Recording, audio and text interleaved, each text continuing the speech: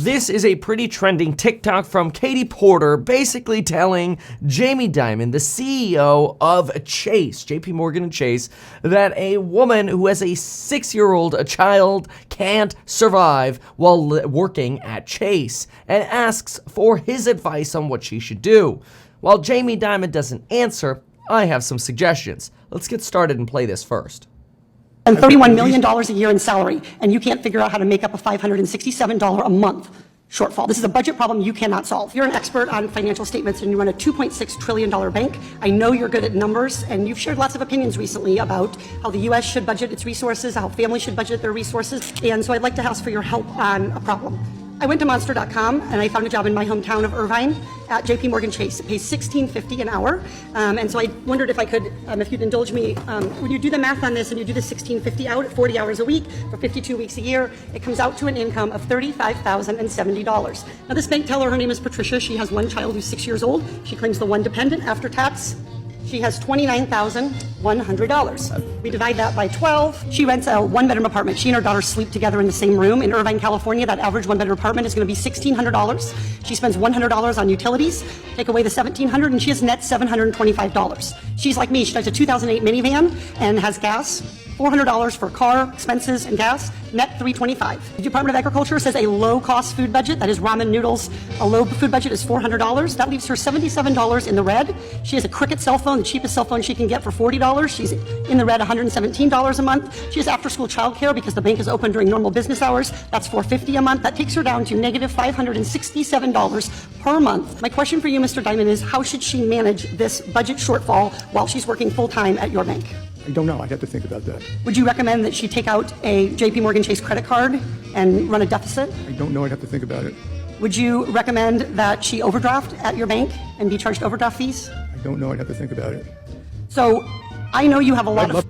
Anyway, so she goes back and forth and asks multiple times, what about this, what about that? And he basically says, hey, I'd have to think about it. But I did some thinking about it, and I have some opinions on this. First of all, and it's always touchy, okay? I'm just blunt on the channel. It's always touchy. If you're a single mom, you're in a very difficult position. If you have not yet really figured out how to make more money than $16.50 an hour by the time you have a child. That's probably the first mistake here. Now, I know that mistake is in the past, so I'm not going to spend most of the time on this, but let's make it very clear. If you are a woman, the best case scenario is before you have a child, make more money than $16.50 an hour.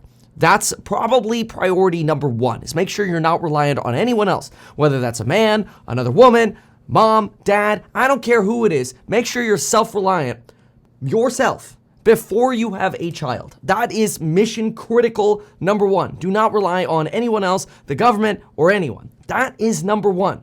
Number two, if you're making $16.50 an hour at Chase in Irvine, you're probably not getting the most income that you could. You're probably able, like this, in the snap of a finger, able to go from $16.50 an hour to potentially 40 or 50% more pay working for Amazon, making $22 to $24 an hour with no necessary additional skill set than what you already have at JP Morgan. So in this scenario, you're really putting somebody in a very expensive area in Southern California who has a 6-year-old child, and they're already not getting potentially the best job available to them with no additional education or training. Now, the next thing that this individual should do is they have to realize if you're paycheck to paycheck or potentially negative in this scenario, when they went through sort of a budget, the person's negative $500 a month for basic costs like, essentially housing, food, childcare, whatever.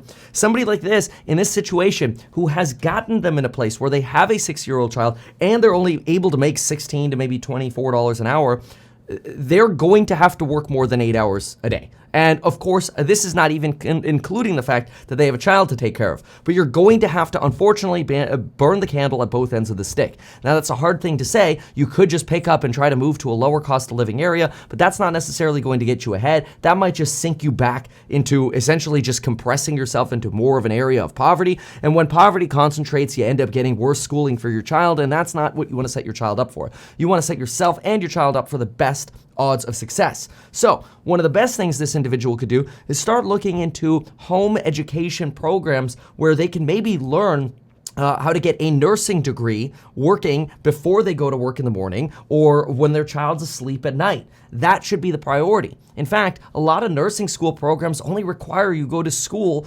actually in person once to twice a week now, because so much can be done at home at your own pace. Now all of a sudden you could potentially go from not just making $16.50 an hour or even $22, $23, $24 an hour working at, let's say, Amazon, but you could actually go to making $50 an hour when you actually get a professional certification like becoming a registered nurse. So when Katie Porter asks one of the richest people in the world, hey, how can a person making $16.50 at your bank actually get ahead? She's actually not asking the right question. It is not Jamie Dimon's responsibility to offer a job that creates value of potentially even less than $16.50 for the bank to somebody that can cover all of their expenses when they set themselves up and put themselves, unfortunately, into a situation that is not conducive with actually being able to survive in America, whether it's the location they're in or the decisions they made prior to getting into that situation.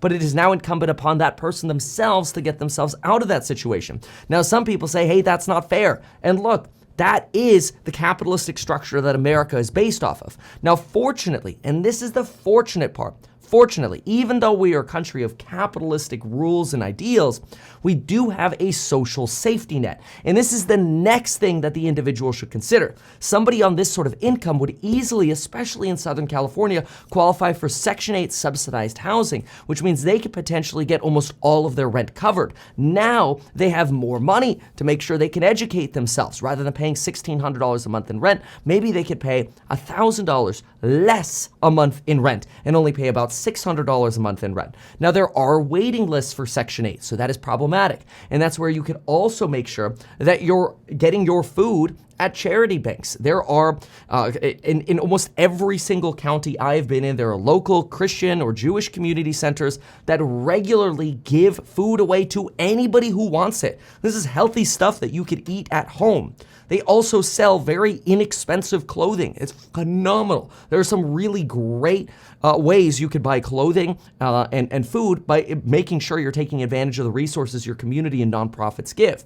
And the next thing to realize is some people are going to say, oh, but wait, Kevin, education is expensive. Well, look, if you want to counter every single argument that I'm making, you're probably putting your head in the sand rather than realizing there are ways to solve every problem. Problems create solutions, and guess what? Or problems can get solved with solutions, obviously, and it's your job to create those solutions.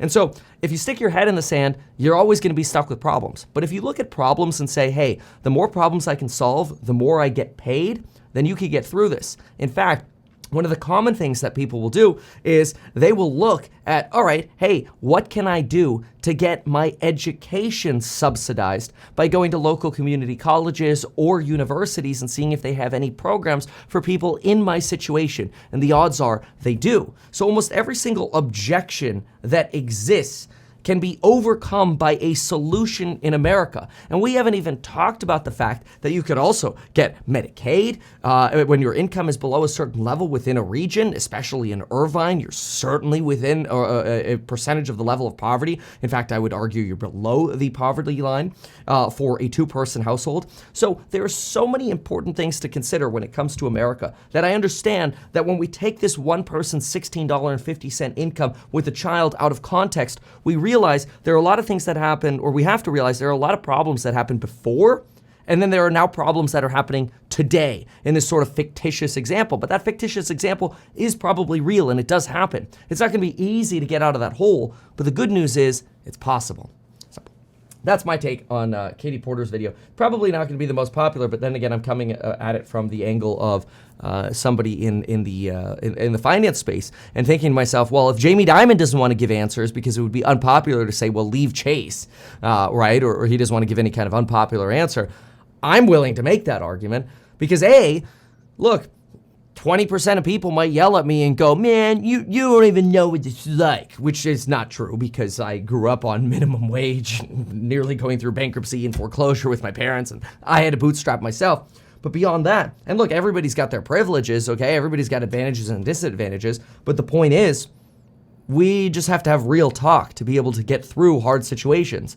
And if somebody is in that kind of situation and they would rather talk about how what I described is not possible or how it's not fair that other people had advantages, well then guess what? If that's the mindset somebody has, then they deserve the card they're dealt.